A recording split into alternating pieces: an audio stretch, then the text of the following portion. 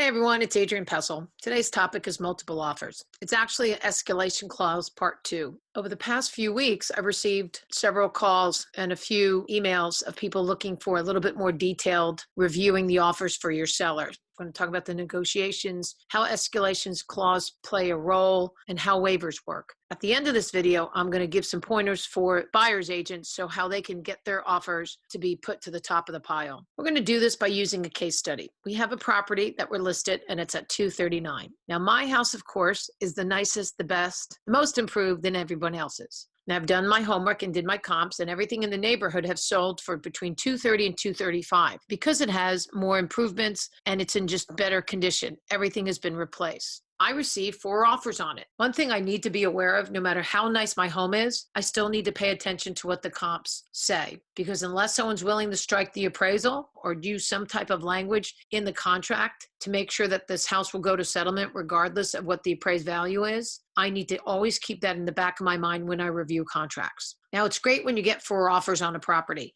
but you need to make sure that you gather all your facts before you make a decision and present them to your seller. Because I read through the contracts, I audit for errors, I check signatures, and I compare the terms to one another. And one of the most important things that I do is I'll call the lender and try to get information on how long the buyer has been working with that particular lender and where they are in the process. Let's look at the value of a lender letter.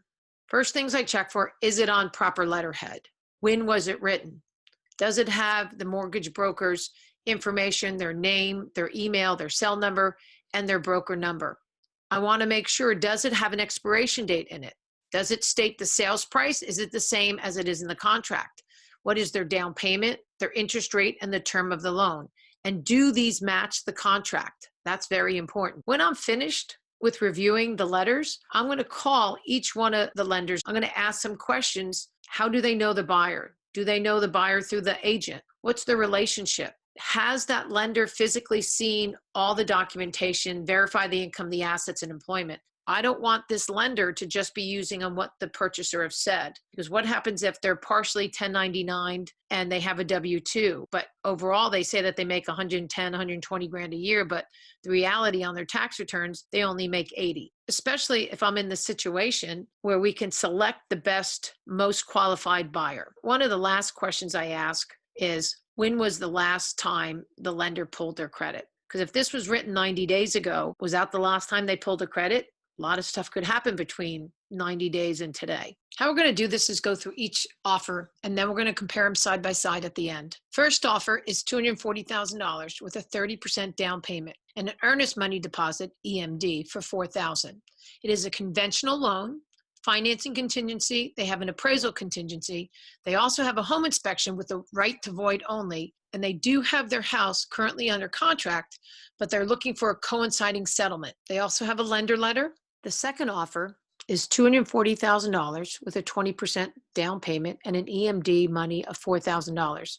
Same standard contingencies, financing, appraisal, and a home inspection with the right to void. Escalation clause up to $245,000 in $1,000 increments of the next highest offer. My third offer has a price of $249,000 with a 5% down payment and an EMD of $2,500. However, you see in orange to the right that they're asking for $9,000 in closing costs. So this net is still a $240,000 sales price. They have similar contingencies, financing, appraisal, and a lender's letter. My fourth offer is $240,000 with only a 3% down payment and an EMD money of $3,000. They have a conventional financing as well, but these people have waived the financing for my home inspection and the appraisal. And they do also have a lender's letter. So now, since I've gathered these 4 offers, I'm going to compare them side by side. I'm going to go through each one of these topics and compare them to one another to see who ranks best. The offer prices are all here. The escalation addendum, one of the offers have it to $245,000 in $1,000 increments. The next term we want to review is the type of loan. They're all conventional. Contract 4 is waiving financing contingencies. So in my mind, so far, just looking at these compared side by side, this contract, in my opinion, gets pushed to the top. The earnest money deposit we have always valued. How much are they willing to put at risk? How important it is, and make sure that they goes to settlement because they don't want to lose that money. So if we look at it, the amount of money is similar. They're not drastically different. But really what I'd like to look at is the ratio that money means to the buyer. If I have a buyer here, like in buyer number 1, they're putting 30% down, but yet they're only putting a $4,000 earnest money deposit. Now, it could be because they're getting their money from a different source. This contract is the same way. They're putting 20% down, but they're only putting $4,000 down. Now, when I look at contract 3 and 4, these people only putting 5 and 3% as a down payment, but they're putting almost the same amount of money. For them to lose $3,000 is a bigger deal than somebody who has enough to put 30% down. Now, I know I'm reading into this, but it's something for you to keep in the back of your mind. Now let's look at home inspections. 2 of these contracts have home inspections. They're both with the right to void. The other 2 are waiving the right to do a home inspection. Home inspection is just another out for somebody to walk away from a contract. And these 2 contracts with the right to void only, the seller's not going to even have the opportunity to say, yes, I'll fix it and keep the contract going. The down payment, we already talked about that, but we do have a coinciding settlement. They already sold their house and they're waiting for appraisal to happen. That house has to sell in order for them to purchase this house. That's not something I want. And I am looking for the contract who's more likely going to go to settle. Contract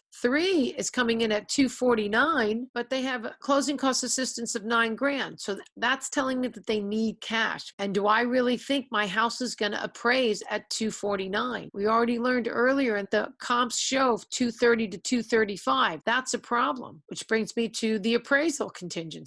3 of those offers have an appraisal contingency. What is the likelihood of me actually getting $240? The most the seller got for a house in that community is $235. I'm kind of risking it. Contract number 4, they don't have an appraisal contingency. Here, now we have a home warranty. No warranty they're asking my seller to pay for. Contract 3, they want a $500 warranty. Contract 2, they want a $500 warranty. Termite, contract 2, they're asking the seller to pay for the termite. Now, granted, it's only $50 or maybe $35, but that's still money out of the seller's pocket. Coinciding settlements. I am not a big fan of coinciding settlements.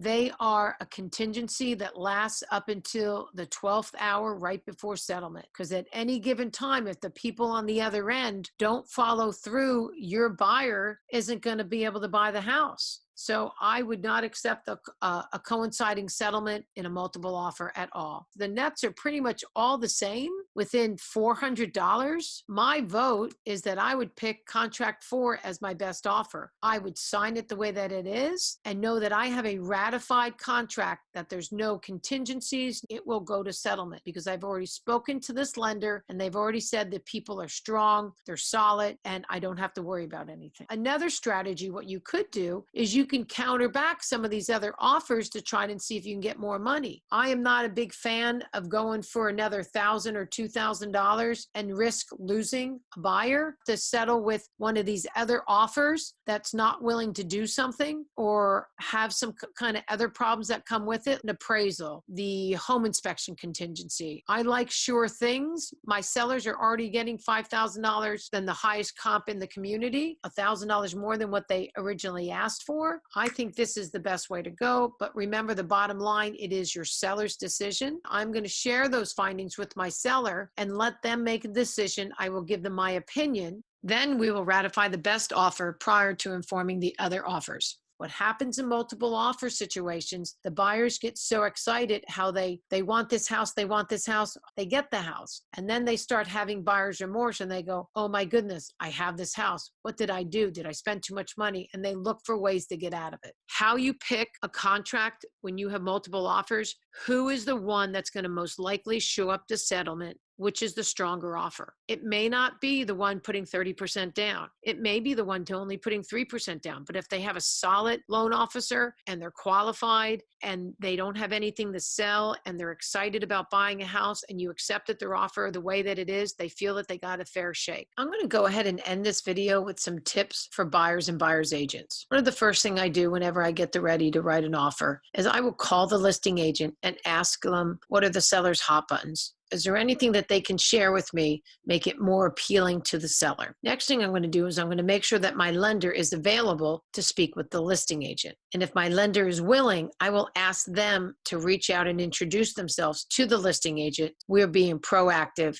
and that's a good sign. As a listing agent, I like to know that the lender is available and knows their buyer. Next thing I'd like to do is make sure my buyer's educated on the pros and cons of competing for a home, that they may not get it, that they understand sometimes it means waiving contingencies. It means paying a little bit more for a home than the actual value is, and accepting the consequences with that if that's the home of their choice. But I need to make sure that they fully understand the pros and cons and they don't go out this from an emotional standpoint. Instead of waiving contingencies, try using minimums. So instead of waiving the home inspection contingency, how about trying buyer will pay the first $500 worth of repairs? Instead of waiving the appraisal contingency, right, the buyer will proceed with settlement regardless of appraised value as long as the value is at least blank dollars. Much more appealing to a buyer than not knowing if it comes in and then they have to come up with that extra cash. Lastly, the escalation clause increments. Making an increment in $500 or $1,000, that's really not enough for most sellers to risk going after one offer when maybe another offer has a little bit more of a down payment, or they're willing to waive or change their contingencies, whether it's the home inspection or appraisal. If you're going to do an escalation clause and not remove contingencies, make sure the increments are enough to get the seller's attention and make it worth their while to pick your contract. Again, thank you for listening. I hope you got some value out of it.